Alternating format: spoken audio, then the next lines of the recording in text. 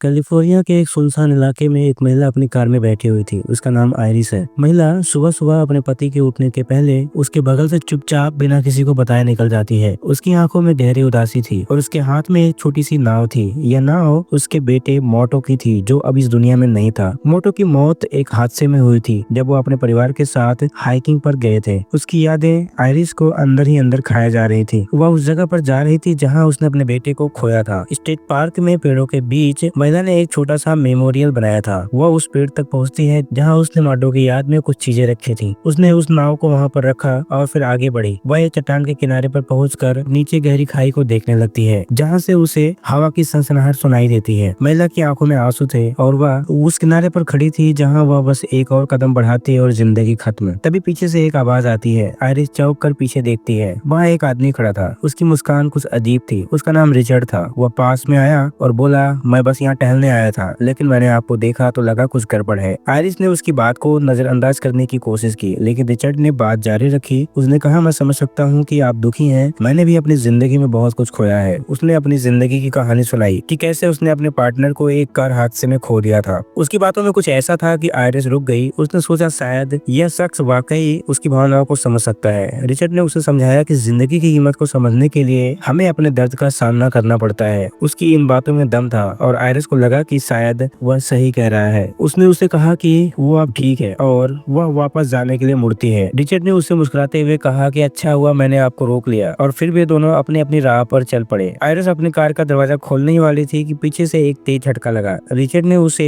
एक taser gun से बेहोश कर दिया। आयरिस जमीन पर गिर पड़ी। जब उसे होश आया तो वह एक सुनसान जगह पर थी। उसके हाथ पैर बंधे हुए थे। रिचर्ड वो शख्स नहीं था जो उसे जिंदगी की कीमत समझा रहा था। दरअसल वह एक साइको किलर था जो अपने शिकार को पहले इमोशनल करके अपने साथ मिलाता है, फिर उसे अपने जाल में फंसा लेता है। रिचर्ड ने आयरिस को देखकर कहा, तुम्हें लगता है कि तुम्हारी जिंदगी का कोई मतलब नहीं है, लेकिन मैं तुम्हें उसका असली मतलब समझाऊंगा। उसने एक सिरिंज निकाली जिसमें एक ऐसा ड्रग्स था जो धीरे धीरे शरीर को कमजोर कर देता है। ऐसा लगता है मानो लकवा मार गया है। उसने वह सिरिंज आयरिस की बाह में घुसा दिया। आयरिस चीखने की कोशिश की, लेकिन उसकी आवाज दब गई। रिचर्ड ने कहा, तुम्हारे पास बस 20 मिनट है। इसके बाद तुम्हारा पूरा शरीर पूरी तरह से काम करना बंद कर देगा। अगर तुम बचना चाहती हो तो अभी भागना शुरू करो। उसने आयरिस के हाथ खोल दिए और उसे जंगल की ओर ढकेल दिया। आयरिस का दिल जोर जोर से धड़क रहा था। उसका पूरा शरीर पूरी तरह से काम कर रहा था, लेकिन उसे पता था कि वक्त बहुत कम है। वह पूरी ताकत लगाकर दौड़ने लगी। जंगल में कुछ देर दौड़ने के बाद आयरिस को अपने पैरों में भारीपन महसूस होने लगा, क्योंकि अब ड्रग्स का असर होने लगा था। उसकी चाल धीमी पड़ रही थी और वह ठीक से कदम भी नहीं बढ़ा पा रही थी। तभी उसे दूर से रिचर्ड की आवाज सुनाई दी। वह पास आ रहा था। आयरिस ने फिर से हिम्मत जुटाई और आगे बढ़ने की कोशिश करने लगी, लेकिन वह ठीक से दौड़ नहीं सकती थी। वह रेंगते हुए आगे बढ़ रही थी। तभी उसे एक छोटी सी नदी दिखाई पड़ी। वह नदी की ओर बढ़ी और उसी में कूद पड़ी। नदी का पानी बहुत ठंडा था और उसका शरीर अब और कमजोर हो रहा था। वह नदी के बहाव के साथ आगे बढ़ने लगी। आगे जाकर वह एक किनारे तक पहुंच गई और वह किसी तरह पानी से बाहर निकली। अब वह पूरी तरह से थक चुकी थी और उसका शरीर जवाब दे रहा था। वह जमीन पर बेसुध पड़ी रही और सांस लेने की कोशिश कर रही थी। तभी उसे एक बूढ़े आदमी की आवाज सुनाई दी। उसका नाम विलियम था। वह वहीं पास में ही रहता था और नदी के किनारे कुछ काम कर रहा था। उसने आयरिस को देखा और उसके पास आया और उससे पूछा कि क्या तुम ठीक हो, लेकिन आयरिस बोल नहीं सकती थी। उसका मुंह काम नहीं कर रहा था, लेकिन उसने अपनी आंखों से इशारा किया। विलियम समझ गया कि कुछ तो गड़बड़ है। उसने आयरिस को उठाया और अपने छोटे से घर में ले गया। विलियम ने आयरिस को अपने घर में एक कुर्सी पर बिठाया और पानी लाने गया। आयरिस की हालत देखकर वह परेशान था। विलियम उसकी मदद करना चाहता था, लेकिन उसे समझ में नहीं आ रहा था कि वह क्या करे। वो पुलिस को फोन करने के बारे में सोच ही रहा था कि तभी उसके दरवाजे पर कुछ आवाज आई। विलियम ने दरवाजा खोला तो वहाँ रिचर्ड खड़ा था। उसने कहा कि मुझे अपनी पत्नी की तलाश है, क्योंकि वह बीमार है और मैं उसे ढूंढ रहा हूँ। रिचर्ड ने एक कहानी बनाई कि आयरिस मानसिक रूप से बीमार है। अब वह उसे अस्पताल ले जाना चाहता है। विलियम को उसकी बातों पर शक हुआ, लेकिन वह पूरी तरह से यकीन नहीं कर पाया। उसने कहा, वो यहाँ है, लेकिन मुझे उससे बात करने दो। रिचर्ड अंदर आया और आयरिस को देखकर मुस्कुराया। आयरिस की आंखों में डर था, लेकिन वह चाहकर भी कुछ नहीं कर सकती थी, क्योंकि उसका पूरा शरीर लकवाग्रस्त हो चुका था। विलियम ने रिचर्ड से पूछा, आपका फोन कहाँ है? आपको पुलिस को बुलाना चाहिए। रिचर्ड ने कहा कि उसका फोन खो गया है, लेकिन तभी उसकी जेब में फोन बजने लगा।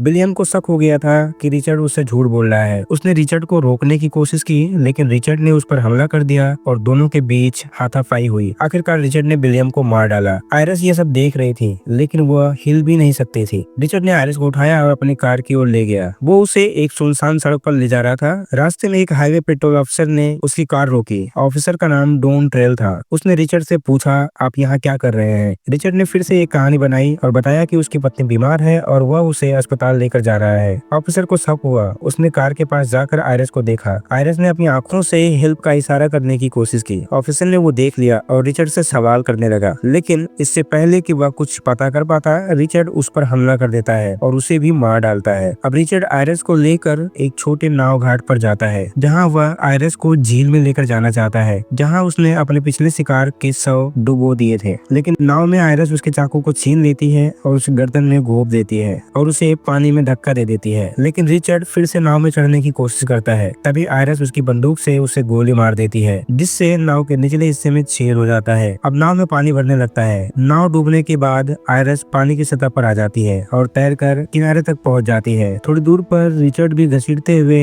किनारे तक पहुंच जाता है। आयरिस उसके पास जाती है और उसके ऊपर खड़ी हो जाती है। वो उसे शुक्रिया कहती है, क्योंकि उसके चंगुल से बचने की कोशिश में उसे फिर से जीने की चाहत मिल गई थी। अब उसे अपनी जिंदगी से प्यार हो गया था। और इसी के साथ यह फिल्म यहीं पर खत्म होती है। वीडियो को लाइक करें, चैनल को सब्सक्राइब जरूर करें। मिलते हैं अगली वीडियो में, तब तक के लिए धन्यवाद।